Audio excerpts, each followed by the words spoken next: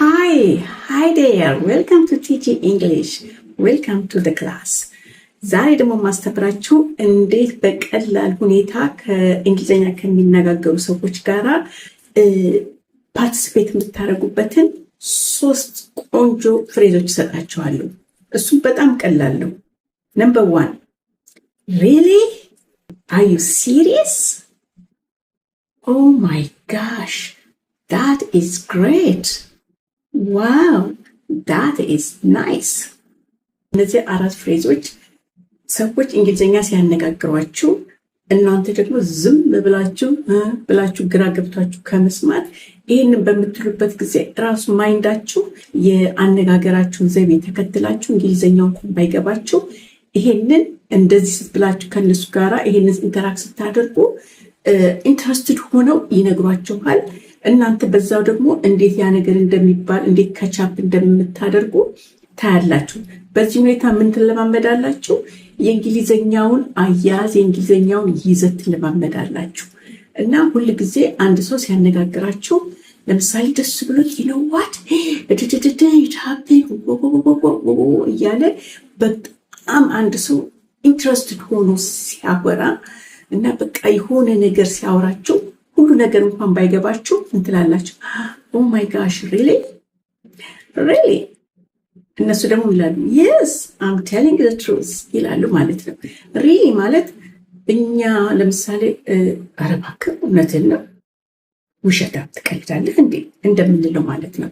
ስለዚህ ያንን የሚያነጋግራችሁ ሰውዬ ኢንትረስቲንግ ሆናችሁ እንደምትሰሙት ስለሚገባው በዛውም ደግሞ እናንተ ያንን ሳውንድ የዛን ቀን እንኳን ትክክል ነገሩ ባይገባችሁ ሐሳቡ ይገባችኋል።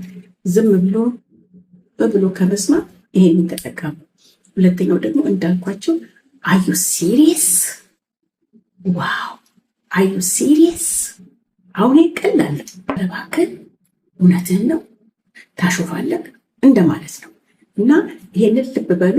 አንድ ሰው ኤክሳይትድ ሆኖ በሚነግራችሁ ጊዜ የሆነ ታሪክ በሚነግራችሁ ጊዜ ዝም ብላችሁ አትስሙ። ይሄንን ተጠቀሙ። are you serious? እና ደግሞ አንድ ሰው ይነዋት I got something ምናምን ብሎ ሞቅ አድርጎ ሲነግራችሁ oh my gosh that is nice, wow that is great እያላችሁ በሉ።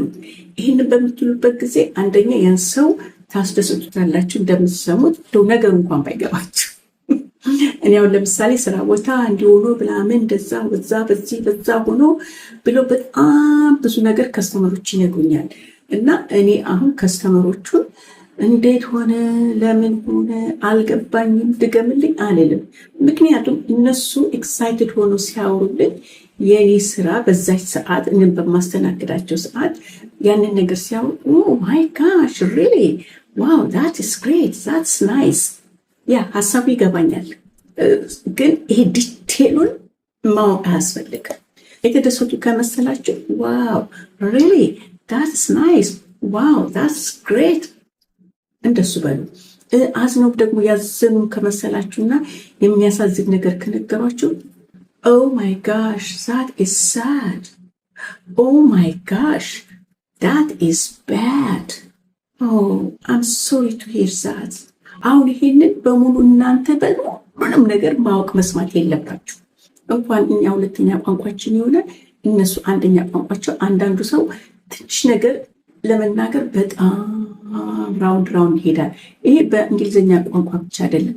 አሁን በእኛም በአማርኛ አለ። አንዳንድ ሰው ቀጥታ መናገር ሲችል ወደዛ ሲያደርገው ራሱ በራሳችን በአማርኛው እንኳን የማይገባናል ምን ለማለት እንደፈለገ እንኳን በእንግሊዘኛ። ስለዚህ ይህን ታክቲክ እንጠቀማላችሁ እና ቀስ እያላችሁ ደግሞ እየተሻሻላችሁ ስትሄዱ በደንብ ይገባችኋል። እና ብዙን ጊዜ ሰዎች የተናገሩት ሁሉ እንዲገባቸው አያስፈልግም። እንዲያረጋችሁ ግን ኢንተራክት ካደረጋችሁ ቀስ በቀስ እናንተ ደግሞ ጥሩ ተነጋጋሪ ትሆናላችሁ ማለት ነው። easy conversation.